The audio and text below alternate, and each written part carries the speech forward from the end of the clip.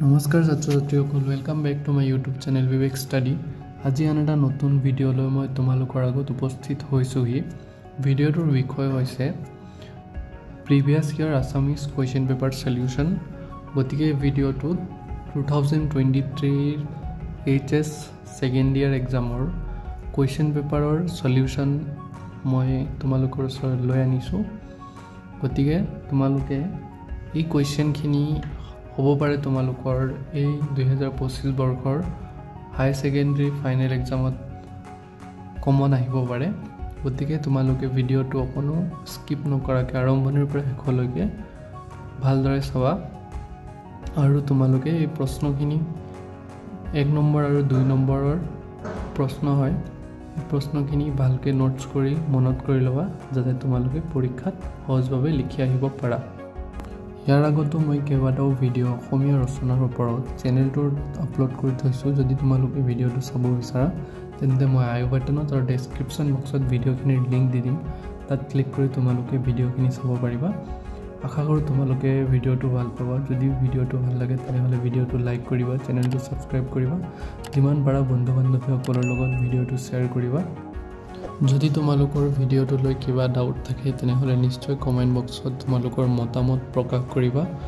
আৰু ইয়াৰ উপৰি কেনেকুৱা ধৰণৰ কুৱেশ্যনৰ ভিডিঅ' বা কেনেকুৱা ধৰণৰ টপিকৰ ওপৰত তোমালোকক ভিডিঅ' লাগে নিশ্চয় কমেণ্ট বক্সত জনাবা। গতিকে পলম নকৰি ভিডিঅ'টো আৰম্ভ কৰোঁ।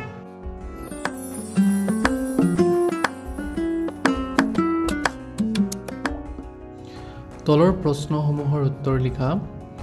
কুৱেশ্যন নম্বৰ 1, ভ্ৰমৰংগ শেক্সপিয়াৰৰ কোনখন গ্ৰন্থৰ ভাঙনি? এনচাৰ, ভ্ৰমৰংগ হৈছে শেক্সপিয়াৰৰ নাটক এ মিডছামাৰ নাইটছ ড্ৰিমৰ অসমীয়া অনুবাদ বা ভাঙনি। কুৱেশ্যন নম্বৰ 2, উৰ্মাল শব্দটিৰ অৰ্থ লিখা। এনচাৰ, অসমীয়া ভাষাত উৰ্মাল শব্দটোৰ অৰ্থ হৈছে ঢৌ, কম্পন বা তৰংগ। কুৱেশ্যন নম্বৰ 3, আনন্দৰাম বৰুৱাৰ জীৱনৰ মূল মন্ত্ৰ কি? এনচাৰ, আনন্দৰাম বৰুৱাৰ জীৱনৰ মূল মন্ত্ৰ আছিল ক্ৰিয়াই জীৱনৰ মূল। কুৱেশ্যন নম্বৰ 4, হস্তীৰ বিদ্যাৰ্ণৱ পুথিখনৰ ভাষা পদ্য নে গদ্য? এনচাৰ, হস্তীৰ বিদ্যাৰ্ণৱ গ্ৰন্থখনৰ পদ্য শৈলীত ৰচিত। কুৱেশ্যন নম্বৰ 5, সত্য আৰু ধৰ্ম কোনখন উপনিষদৰ প্ৰথম উপদেশ? এনচাৰ, সত্য আৰু ধৰ্ম ইষুপনিষদৰ প্ৰথম উপদেশ। কুৱেশ্যন নম্বৰ 6, ভূদেৱ চৌধুৰীয়ে অপেক্ষা কৰি থকা চিঠিখনৰ সলনি কি খবৰ আহিল? এনচাৰ, ভূদেৱ চৌধুৰীয়ে অপেক্ষা কৰি থকা চিঠিখনৰ সলনি তেওঁৰ ওচৰলৈ তেখেতৰ মাতৃৰ মৃত্যুৰ খবৰ আহিছিল। কুৱেশ্যন নম্বৰ 7, লক্ষ্যধৰ চৌধুৰীয়ে পৰিচালনা কৰা মধ্যবিত্তীয় সমাজৰ চিত্ৰ অংকিত চলচ্চিত্ৰখনৰ নাম লিখা। এনচাৰ, লক্ষ্যধৰ চৌধুৰীয়ে পৰিচালনা কৰা মধ্যবিত্তীয় সমাজৰ চিত্ৰ অংকিত চলচ্চিত্ৰখনৰ নাম হ'ল ছাগলী। কুৱেশ্যন নম্বৰ 8, থ্ৰিলাৰ শব্দৰ অৰ্থ লিখা। এনচাৰ, সাধাৰণতে চিনেমা, উপন্যাস, গল্প বা নাটকৰ এটা শ্ৰেণীক থ্ৰিলাৰ বুলি কোৱা হয়, য'ত উত্তেজনা, অজানা, আশংকা, ৰহস্য আৰু কঠিন মুহূৰ্ত থাকে। কুৱেশ্যন নম্বৰ 9, শীতলা দেৱীৰ ৰোষত কোনবিধ ৰোগ হোৱা বুলি মানুহে বিশ্বাস কৰিছিল? এনচাৰ, শীতলা দেৱীৰ ৰোষত বসন্ত ৰোগ হোৱা বুলি মানুহে বিশ্বাস কৰিছিল। কুৱেশ্যন নম্বৰ বি, তলত দিয়া প্ৰশ্নসমূহৰ উত্তৰ লিখা।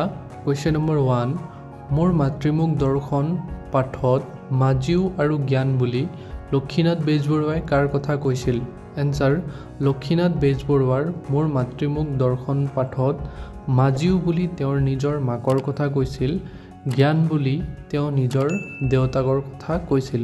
কুৱেশ্যন নম্বৰ 2, কোন দুগৰাকী সাহিত্যিকৰ ৰচনাৰ আলমত যতীন্দ্ৰনাথ দুৱৰাই কথা কবিতা লিখিছিল? এনচাৰ, যতীন্দ্ৰনাথ দুৱৰাই ৰবীন্দ্ৰনাথ ঠাকুৰ আৰু জীৱনানন্দ দাসৰ ৰচনাৰ আলমত কথা কবিতা লিখিছিল।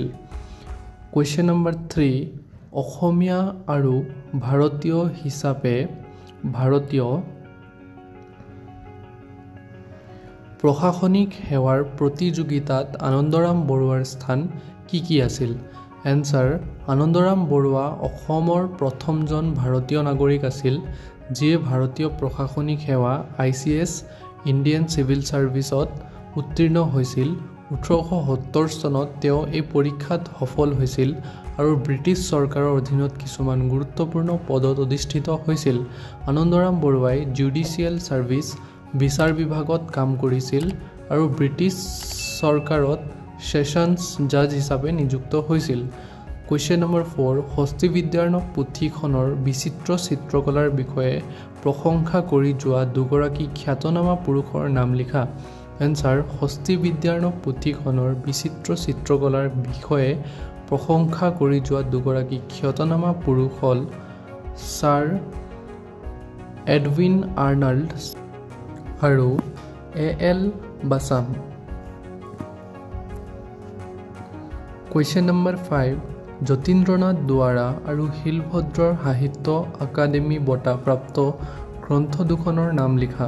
এনচাৰ যতীন্দ্ৰনাথ দুৱাৰা আৰু শিলভদ্ৰৰ সাহিত্য আকাডেমী বঁটা প্ৰাপ্ত গ্ৰন্থ দুখনৰ নাম হ'ল বনফুল আৰু মধুপুৰ বহুদূৰ।